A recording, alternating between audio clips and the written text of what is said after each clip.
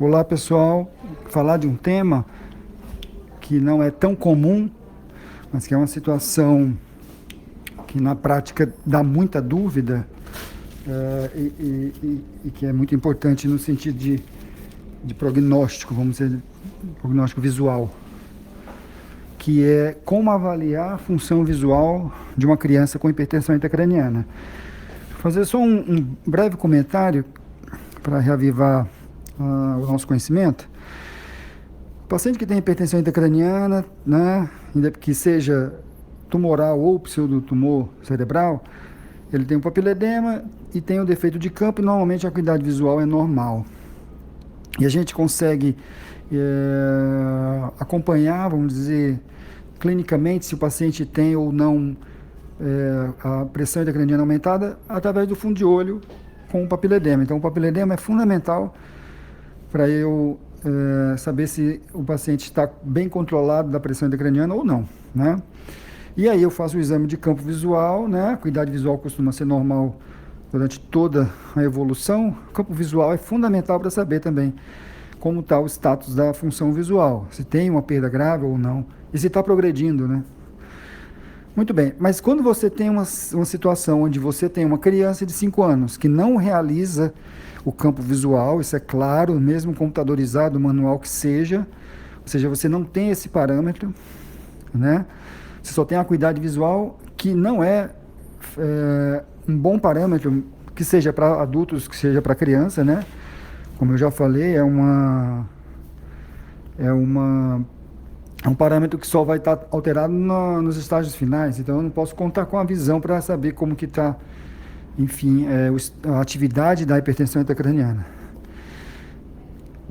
E mais, se houver palidez, ou seja, eu estou colocando uma situação onde é uma criança que tem palidez pós-papiledema.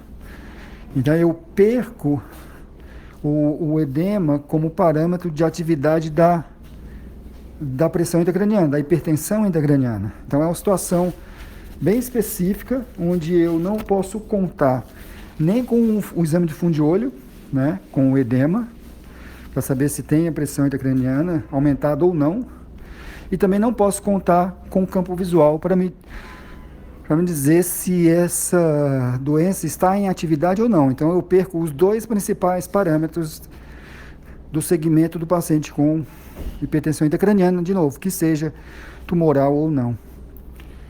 E aí é que vem o objetivo desse áudio, que para avaliar a função visual e a gente saber se o status dessa pressão intracraniana, você lança a mão da eletrofisiologia, né?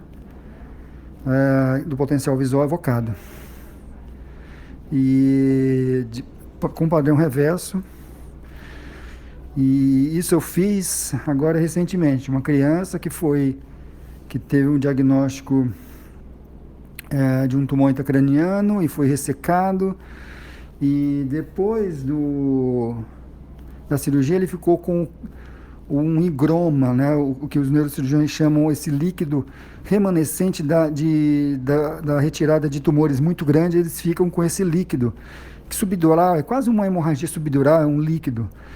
E que esse líquido, na prática, os neurocirurgiões não dão muito valor clínico, eles acham que é uma coisa normal, vamos dizer assim. Mas, assim, para um oftalmologista, quando você olha, você fica apreensivo com aquela imagem, porque ela aparentemente dá um efeito compressivo, até de desvio da linha média. Então, essa era a situação. Então, a situação era, eu tinha uma criança, examinei uma criança de 5 anos, que eu não consigo fazer o campo visual e o fundo de olho tem uma atrofia. E como saber se esse paciente tem hipertensão intracraniana ou não? Claro, eu posso fazer a manometria, mas o fundo de olho eu não posso mais contar e eu também não posso contar com o campo visual. Então, se eu faço a manometria e essa manometria, a pressão da borderline, de novo, foi o que aconteceu. Ele ficou com 29 de pressão, nem é normal, mas também não é exageradamente alta, por exemplo, um 40, mais de 40, que aí não teria dúvida.